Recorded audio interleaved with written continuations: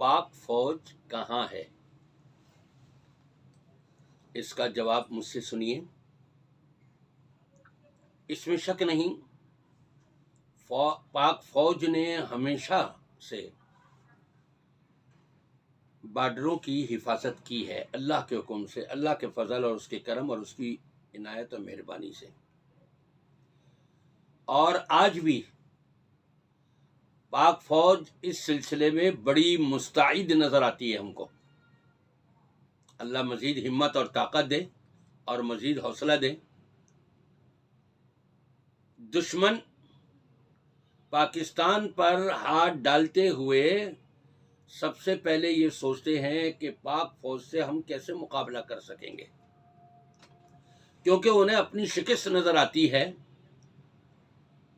پاک فوج کا جو کارنامہ ہے، پاک فوج کے جو کرتب ہیں، پاک فوج کے جو کردار ہے، وہ پوری دنیا کو معلوم ہے۔ با ہمت ہے، با حوصلہ ہے، ایمانی جذبے کے ساتھ یہ آگے بڑھتی ہوئی نظر آتی ہے۔ جب دشمنوں نے یہ دیکھا کہ جب بھی ہمارا پاک فوج سے سامنا ہوا تو ہمارے اپنے ہی دانت کھٹے ہو گئے، ہم کو بھاگنا پڑا، ہمیں پسپائی کا سامنا کرنا پڑا، تو اب دشمنوں نے یہ سازشیں کھیلنی شروع کر دیں۔ پاکستان کے اندرونی معاملات کے اندر ایسے حالات پیدا کر دو کہ یہ خود ہی آپس میں لڑ بھڑ کر اور ٹکرا کر کے کمزور ہو جائیں۔ ظاہری بات ہے، یہ سازش کوئی معمولی سازش نہیں، بہت بڑی سازش ہے۔ اور ہماری پاکستان میں جو کالی بھیڑیں ہیں، وہ پیسوں کے پیچھے جو دوڑ لگاتی ہیں، کلمہ بھی پڑھتے ہیں لا الہ الا اللہ محمد الرسول اللہ، چاہے وہ سائنسدان ہو، چاہے وہ پڑھا لکھا طبقہ ہو، چاہے وہ جاہل طبقہ ہو، چاہے وہ اہل علم ہو، لیکن پیسہ ایک ایسی چیز ہے، نبی پاک صلی اللہ علیہ وسلم نے بتا دیا تھا قرآن پاک کی زبانی، انما اموالکم و اولادکم فتنہ، تمہارا مال فتنہ ہے۔ جب انسان کو مال آتا ہوا نظر آتا ہے تو کیفیت کیا ہوتی ہے؟ یبیع دینہ بعرض من الدنیا۔ نبی کریم صلی اللہ علیہ وسلم کے فرمان کے مطابق اپنے دین کو، اپنے ایمان کو داؤں پر لگا دیتا ہے اس پیسے کی خاطر۔ یصبح الرجل مؤمنا ویمسی کافرا ویمسی مؤمنا فیصبح کافرا۔ اگر اس نے صبح ایمان کی حالت میں گزاری تھی تو شام ہوتے تک کفر کر بیٹھتا ہے، اور اگر شام ایمان کی حالت میں گزاری تھی تو صبح ہوتے تک کفر کر بیٹھتا ہے۔ یبیع دینہ بعرض من الدنیا، یہ اپنے دین کو داؤں پر لگا دیتا ہے دنیاوی غرض و غایت کے پیش نظر، اور شیطان اسی چیز کے ساتھ حملہ کرتا ہے۔ آج میں ابھی ایک نوجوان کا کلپ دیکھ رہا تھا، جب اس سے پوچھا گیا بھائی تم یہاں آئے ہو، تمہیں کچھ ملا بھی ہے؟ اس نے کہا ہاں جی 5,000 روپے۔ کہ پہلے دے دیے گئے یا بعد میں دیے جائیں گے؟ کہا نہیں جی پہلے دے دیے گئے۔ اگر واقعتاً یہ بات سچ ہے تو یقیناً یہ شیطانی حملہ ہے۔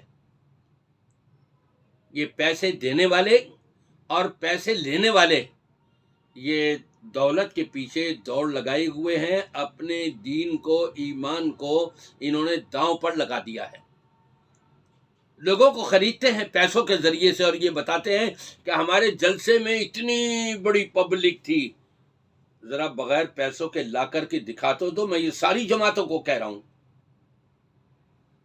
چاہے وہ نواز شریف کی جماعت ہو، چاہے وہ پی ٹی آئی کی جماعت ہو، چاہے وہ پیپلز پارٹی کی جماعت ہو، کوئی بھی ہو، عام طور پر یہ بڑے بڑے سیاسی لوگ ایسا ہی کرتے ہیں۔ اور عمران خان کے جلسوں کے لیے یہ چیز سامنے آ رہی ہے سوشل میڈیا کے اوپر کہ جی 5,000 روپے ہم کو ملیں تو کون نہیں آئے گا؟ سارے دوڑے دوڑے چلے آئیں گے. میں یہاں فوج سے ایک اپیل کرتا ہوں، گزارش کرتا ہوں، جس طرح سے آپ نے پاکستان کے بارڈروں کی اللہ کے فضل سے، اس کی مہربانی اور عنایت سے محافظت کرتے چلے آ رہے ہیں، اسی طرح اندرونی جو سیاسی چپقلش چل رہی ہے، جو سیاسی بدماشیاں چل رہی ہیں، جو سیاسی حربے استعمال کیے جا رہے ہیں، ہماری عدالتوں کو بھی چاہیے ایمانداری کے ساتھ، اور ہماری فوج کو بھی چاہیے کہ ذرا سوچ و بچار کرتے ہوئے ان چیزوں کو ختم کرنے کی کوشش کریں. جہاں آپ نے پاکستان کے دشمنوں کے دانت کھٹے کیے ہیں، وہاں آپ کیا پاکستان میں رہنے والی کالی بھیڑوں کے دانت کھٹے نہیں کر سکتے؟ یقیناً کر سکتے ہیں. میں آپ سے گزارش کروں گا کہ پاک فوج اس کے اندر دلچسپی لے اور ان چیزوں کو ختم کروائے ہمیشہ کے لیے، جو پاکستان کے اندر کچھ دو اور کچھ لو کی بنیاد پر یہ لوٹتے چلے آ رہے ہیں اور لوگ لوٹتے چلے جا رہے ہیں، اور پاکستان کا بیڑا غرق ہو رہا ہے، پاکستان کمزور ہو رہا ہے. اس لیے میں افواج پاکستان کے سربراہان سے یہ گزارش کروں گا کہ اللہ کے واسطے آپ کا جہاں کردار بارڈر کے اوپر ہے، وہاں یہاں اندر بھی اگر اسلامی نقطۂ نظر سے آپ کا کردار یہاں پر بھی نظر آ جائے تو انشاءاللہ تعالی پاکستان کے اندر بڑی بہتری نظر آئے گی. والسلام علیکم ورحمۃ اللہ وبرکاتہ.